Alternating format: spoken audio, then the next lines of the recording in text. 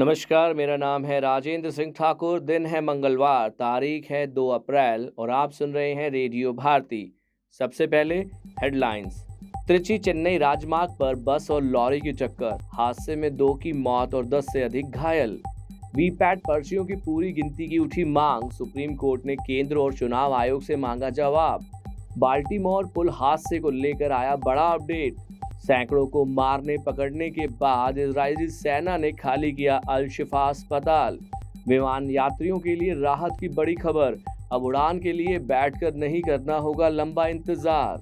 नौकरी पेशा लोग इन 11 तरीकों से बचा सकते हैं टैक्स। राजस्थान रॉयल्स के बल्लेबाज ने विराट कोहली से छीनी ऑरेंज कैप। टॉप 5 की रेस हुई रोमांचक। मैदान पर खून की उल्टियां, शरीर पर हावी होती कैंसर की बीमारी, फिर भी देश को बनाया वर्ल्ड चैंपियन। अब खबरें विस्तार से। त्रिची चेन्नई राष्ट्रीय राजमार्ग पर मंगलवार सुबह एक बस और लॉरी की टक्कर हो गई। इस दौरान हादसे में 2 लोगों की मौत हो गई और 10 से अधिक लोग घायल हो गए। सुप्रीम कोर्ट ने चुनाव में सभी वीपीपैट पर्चियों की गिनती का अनुरोध करने वाली याचिका पर सोमवार को निर्वाचन आयोग और केंद्र सरकार को नोटिस जारी कर जवाब मांगा। इस समय वीपीपीएटी पर्ची के माध्यम से किसी भी 5 चयनित ईवीएम का सत्यापन किया जाता है। अमेरिका के बाल्टीमोर में पिछले हफ्ते एक विशाल पुल से मालवाहक जहाज टकरा गया था, जिसके बाद उस रास्ते से किसी भी जहाज की आवाजाही पर रोक लगा दी गई थी। 2 हफ्ते की कार्रवाई के बाद इजरायली सेना सोमवार को गाजा पट्टी के सबसे बड़े अल शिफा अस्पताल से निकल गई। करीब 6 महीने से जारी युद्ध में इजरायली सेना दूसरी बार गाजा सिटी के इस अस्पताल में घुसी थी।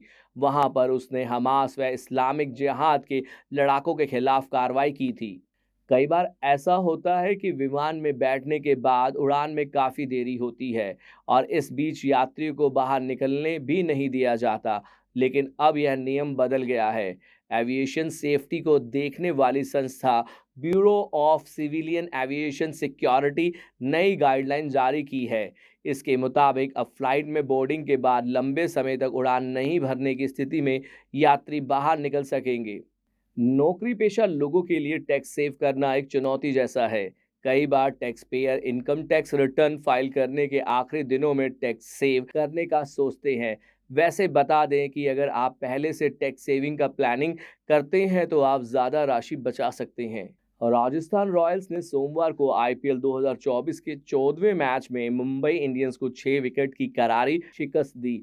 हार्दिक पांड्या के नेतृत्व वाली मुंबई इंडियन की यह लगातार तीसरी शिकस्त रही।